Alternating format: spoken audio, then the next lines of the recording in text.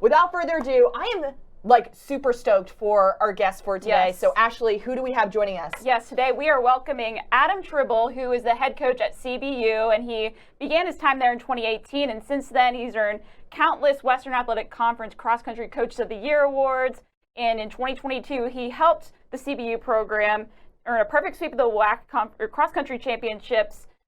Prior to CBU, he was at the University of Alabama for quite some time, and then has also spent some time, within the Southeast. And so we are here to welcome Adam Tribble. Thank you for joining our show today. No, thank you for having me. So first off, I want to talk a little bit about, how you got to CBU. You started there in 2018. You were coming over from Alabama. You spent much of your life in the Southeast, and you make that move to go over to California. What was that transition like to be, part of, a Power 5 program and then going to somewhere, like CBU that was going through that transition from being at the D2 level to the D1 level?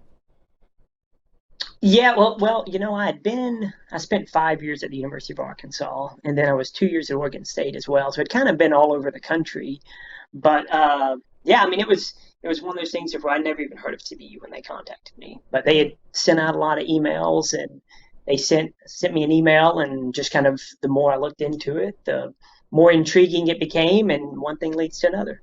Yeah, and then all of a sudden it became home for you. So CBU does not normally take the normal approach as other D1 cross country and track programs. You guys solely focus on recruiting distance runners. So there's a huge focus on finding that international talent, and the programs are fully funded by the school and the athletic department. So how has that approach kind of fostered a unique, successful culture within the program? Well, we're not dead set on internationals. That's just where we've had more success. I think when it comes to being focused on distance, so many, in all honesty, so many of the top distance programs do that. I think the thing that we do is we just don't kind of expand out, and we don't have a bunch of walk-on throwers or sprinters or jumpers. And so we just try to put all of our eggs in the basket just to try to be more successful as opposed to getting watered down, and I think especially when you're talking about a small private school and the place that we are, it's just a way I think that we can get the most bang for our buck and be the most efficient with the resources that we have. For sure. And, that formula certainly worked for you guys, looking how, back to 2022 even, we saw, the women compete at NCAAs and, both the men's and the women's programs have been extremely successful at that NCAA Division I level now that they, kind of went through that period where they weren't allowed to compete, as they transition from D2 to D1. What do you think that, especially looking back at last year, what do you think that stepping stone was like for, both programs?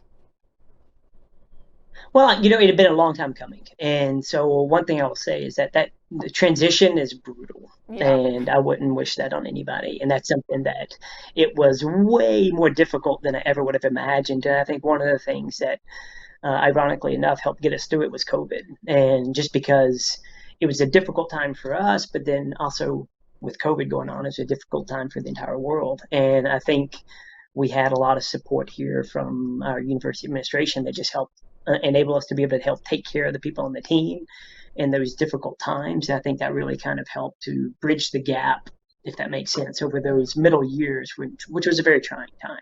Mm-hmm. I want to take us back 2 weekends ago, Coach Tribble, because you guys had a successful showing at Nutty Comb. And what would you say that specific performance for both your teams there kind of taught you about where your team was at this point of the season? As Ashley and I mentioned, this weekend, we're starting to move into championships, and we're less than a month away from NCAA. So just based off what you saw at Nutty Comb, what did that kind of teach you about where your team was at?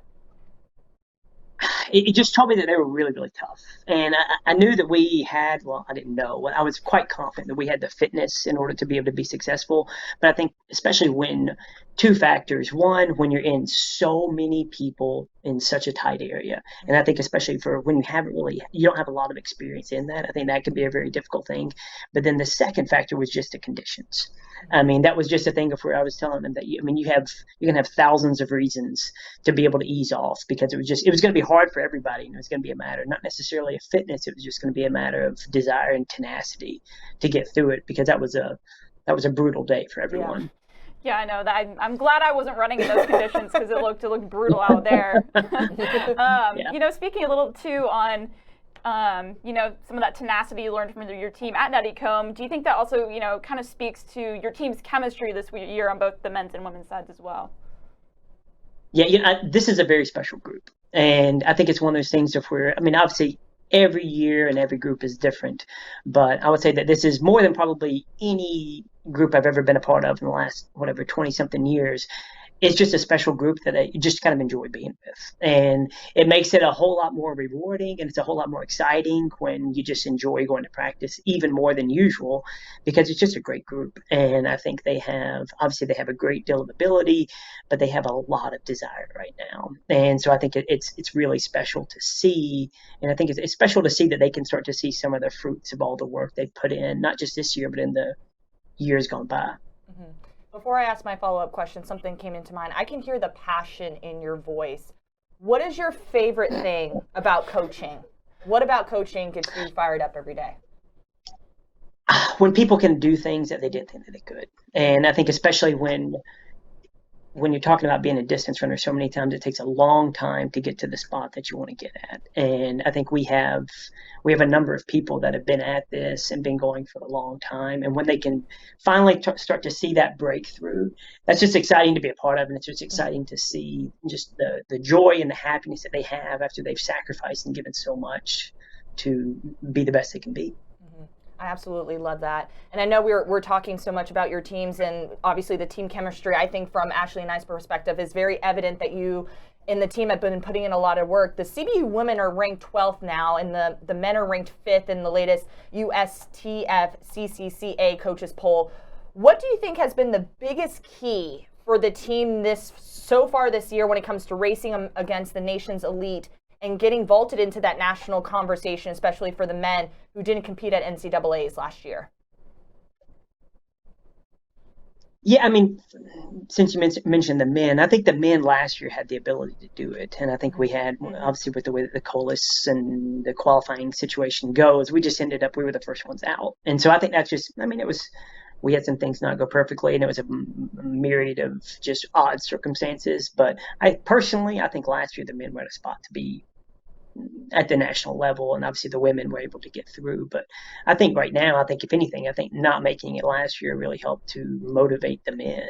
And I think both teams kind of feed off each other, and I think the better one does, it just motivates the other, and I think it just creates a great balance. I think it makes it a whole lot easier and a whole lot more fun when both teams are kind of moving in the right direction. Mm-hmm.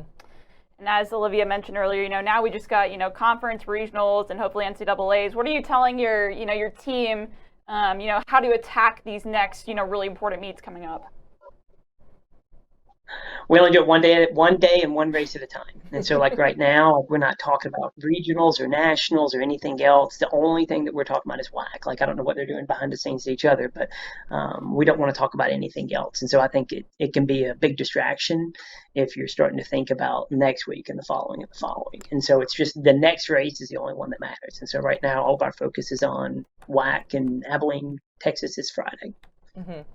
And we know that you've been in Cali for such a period of time right now over the last few years. What has been kind of the life for Coach Tribble on the south, on this side of the part of the country? What is your favorite part about California?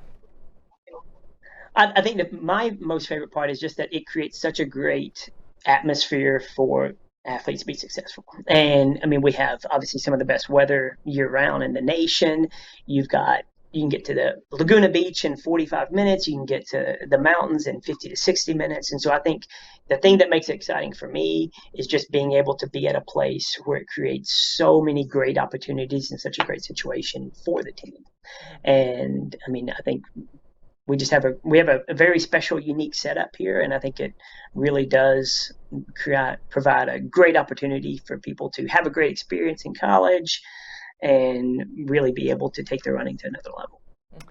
And now, Coach Tribble, before we let you go, we're going to ask you one question that we ask pretty much all of our guests that come onto this show. Do you prefer cross country or track? I prefer whichever season we're in. And I think there's good things about I knew that was coming. I mean, in cross country, the thing that makes cross country so special is that it's about a team. And the thing that makes track special is it's just about the individual. And I think it's great that people get the opportunity to do both. And I think that's one of the things that so many times I think people who don't come to the NCAA, they don't really get to experience how neat that team component is when it comes to cross country. And that's why I think cross country without a team is pretty miserable. Yeah. Because, I mean, you're just out there, and like I was saying, you have a thousand reasons to ease off, but when you know that obviously you're not just running for yourself, you're running for your teammates, and you're running to try to put a great team score up, that's what makes it special. And then from a track standpoint, obviously it's just trying to run as fast as you can. And I think I think they really, really complement each other very well. I love that. Coach Tribble, thank you so much for your time today, and wishing you all the best as you move towards, conference, regionals. Ashley and I will be at NCAA's. We'll be in Charlottesville. So I'm throwing this out there in existence. We're looking forward to seeing you and both your teams there. So we're wishing you all the best. Thank you so much. Awesome. What a great interview with Coach Tribble. It's so great to see him being successful and just watching CBU just do amazing things this part of the season. So we're wishing them all the best. Now